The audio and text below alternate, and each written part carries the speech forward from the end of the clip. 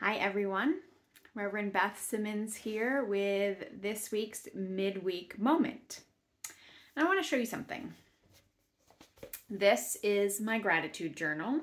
It's actually a journal that I received on a retreat in 2005 on a women's ministry, and it's just lovely. A lovely photograph and a journal, and it is something that I unfortunately don't do consistently, which is why it starts in December of 2007, and it's about 5/6 of the way full. And so, you know, I think I'm going to try to get back to this, but the reason I bring this up today is because, so the idea with this gratitude journal is that every night I would post between 3 and 5 things that I was grateful for during that day. And sometimes it was something as simple as coffee. And sometimes it was a lot more, you know, special than that, playing with my nephew, or I got a task done that I had been avoiding, or something like that. But anyway, I listened to a podcast this week. It's from OnBeing with Krista Tippett, and I was directed to do that through this small church leadership program that that some of us in our congregation, a small group of us, are doing.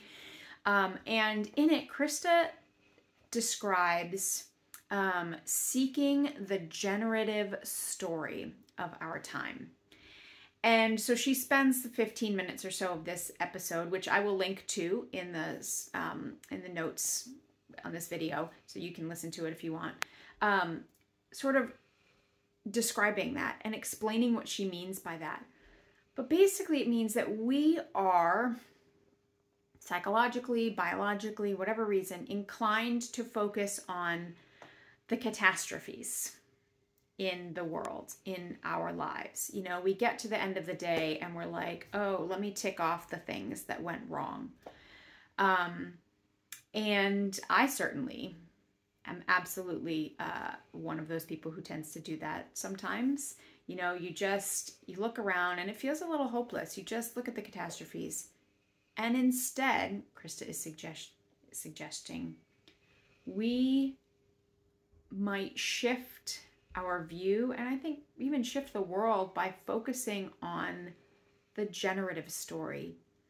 In other words, focus on what is life-giving, life-renewing.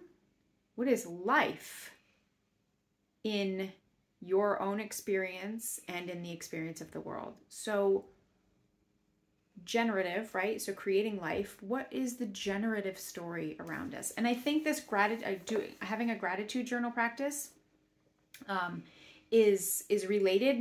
It doesn't quite hit that. So I actually think I might shift my gratitude practice towards a practice of noticing where I saw life that day, or new life, or an affirmation of life, or hope of life, because you know, a gratitude of like, oh, this good thing happened to me, or this, you know, is lovely, and studies have shown that it's actually really good for people's sense of well-being in the world.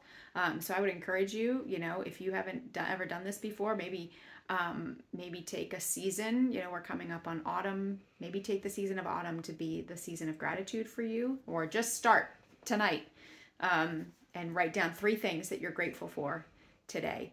But I think extending that a little bit to what is creating life in the world allows us to really pay closer attention to moments of interaction that have nothing to do with us, but that we notice in other people, perhaps at a store, or at a park, or in our homes, or in the woods.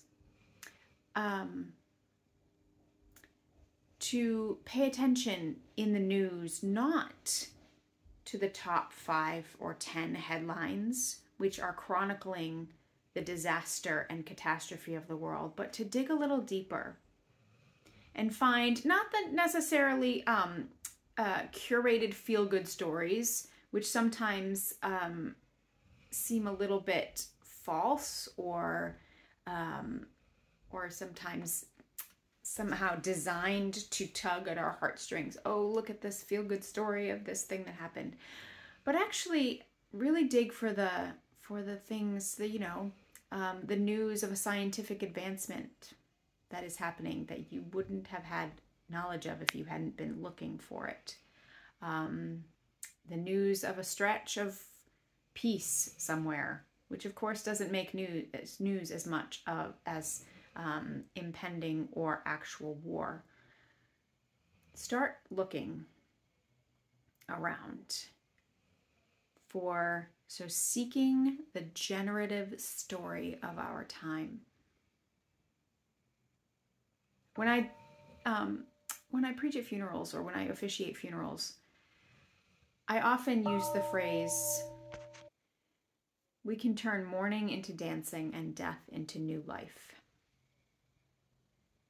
I think it's really easy to focus on the mourning and the death that is all around us. And even the lesser extent to the annoyances in our lives and the tiny catastrophes that can just add up to us feeling disgruntled. And if we shift to seeking what is generative in our life, what is death turning into new life? What is mourning into dancing or just dancing and life? Focus on the moments that the siblings cared for each other rather than the moments that they were bickering. Focus on the 10 interactions with clients you had that went really well rather than the one that didn't go so well. Start looking for those. It will not change reality any more than focusing on the catastrophe will. Both of those things exist, the catastrophe and the generative narrative. But what we focus on, what we seek, will change our perspective and will give us not a false hope, but an accurate hope of where life is pushing through the disaster. If you are in a space and place to do so, I invite you to join me in a moment of prayer and reflection.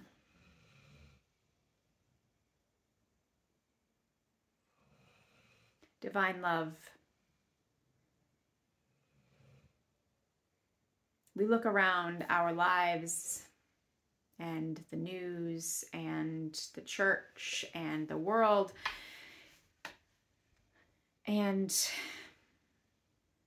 we have a tendency often to focus on the catastrophe, the disaster, the struggle, the hurt. Sometimes we frame this in a sense of justice and needing to see these places of inequality and oppression in order to change them. And yes, there is that. But God, it means that then sometimes we miss the generative story, the regenerative story, which you have been telling us since the beginning. The story, creation story in Genesis, tells us about creation. In the beginning, there was chaos, and out of chaos formed a universe that continues to be creative and to unfold. Generation, life, growth is still happening. If only we would notice and pay attention. God, give us the senses to perceive the regenerative story, which you continue to try and help us perceive in this world, which continues to unfold around us. We offer this as our common prayer. Amen. Friends, I hope you have a wonderful rest of your week. If you are in Hancock, New Hampshire, I do hope that you, or in the nearby, I do hope that you will come down to the center of town this weekend for all our Old Home Days activities. And in particular, if you're feeling a little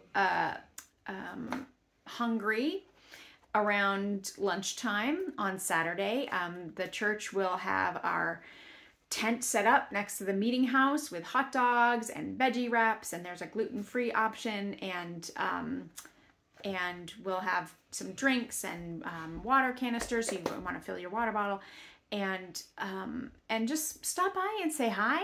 And of course, join us for worship at 9:45 on Sunday morning, upstairs in the meeting house, and or on here on YouTube if you are not in the Hancock area. Be blessed.